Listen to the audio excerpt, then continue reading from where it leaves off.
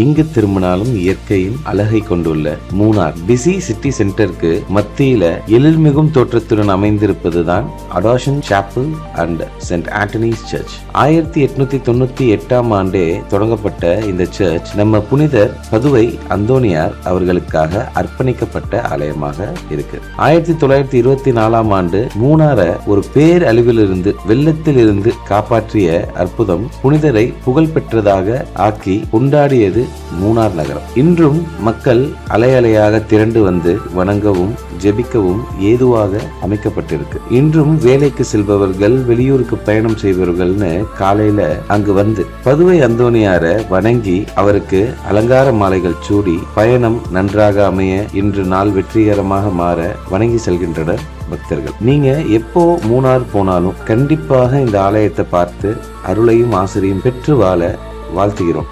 Praise the Lord.